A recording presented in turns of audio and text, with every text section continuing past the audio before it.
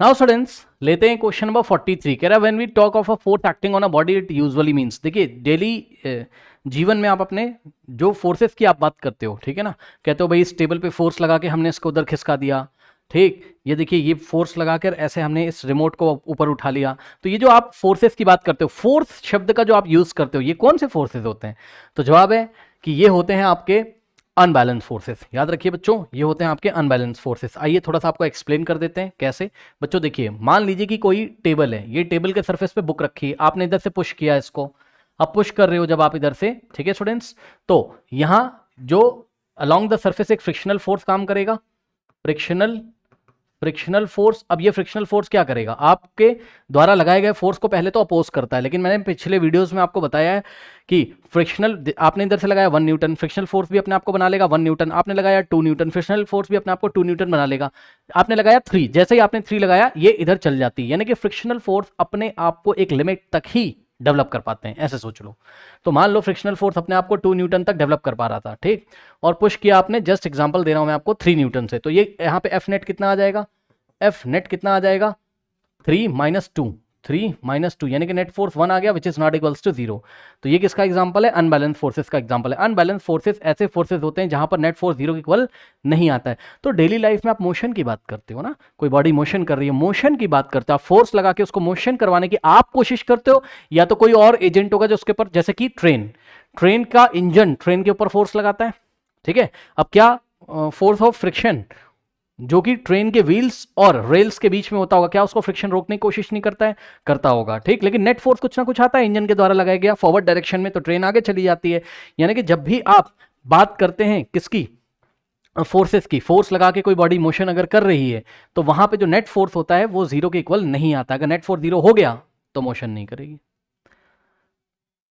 ठीक है। तो आप हमेशा नेट फोर्स की बात करते हैं, और नेट फोर्स आपको तभी मिलेगा जब उस पर लगे हुए फोर्स कैसे हो? अनबैलेंस। अनबैलेंस मतलब उसका कुछ ना कुछ नेट आ रहा हो, ये देखिए, तभी तो मोशन करेगी।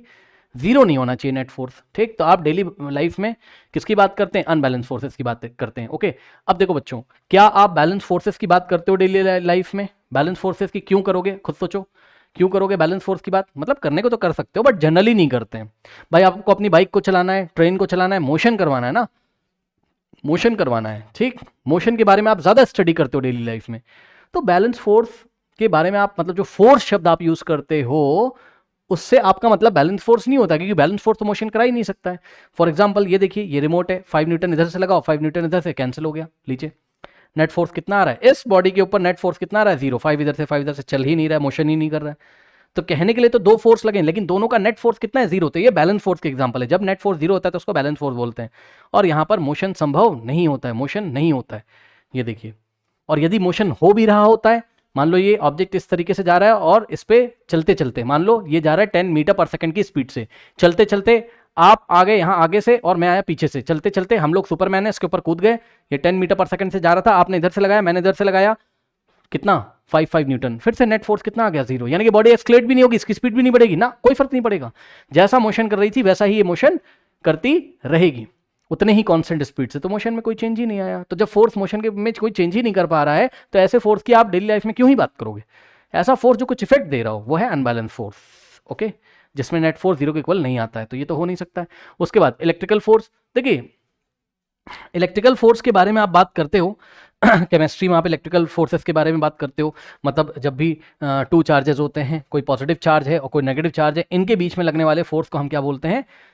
Electrical force. यहां पे आते हैं इलेक्ट्रिकल फोर्स, ठीक। तो जनरली हम इसकी बात नहीं करते हैं, ठीक है, वो हम इलेक्ट्रोस्टैटिक में बात करते हैं, केमिस्ट्री में सॉल्यूशंस वाले चैप्टर में बात करते हैं, तो वो तो बात की बात है, जनरली हम ऐसे बात नहीं करते हैं, तो ये भी नहीं होगा। उसके बाद न्यूक्लियर फोर्सेस की भी जनरली हम बात नहीं करते हैं, ठीक है स्टूडेंट्स, न्यूक्लियर फोर्सेस की भी हम जनरली बात नहीं करते हैं। न्यूक्लियर फोर्सेस का मतलब है कि कोई एटम होता है, इतना तो आपको पता होगा, कोई एटम होता है, एटम में न्यूक्लियस होता है, ठीक है, न्यूक्लियस में जो पार्टिकल्स होते हैं, ठीक, उनके बीच में स्पेशल टाइप का फोर्स काम करता है जिसको न्यूक्लियर फोर्स बोलते हैं। तो उतना हम डिटेल में नहीं जा रहे हैं, इसकी भी आप डेली लाइफ में बात नहीं करते हो। तो आपका आंसर क्या हो गया? Option C, that is what? Unbalance forces, okay, note कर लीजिए।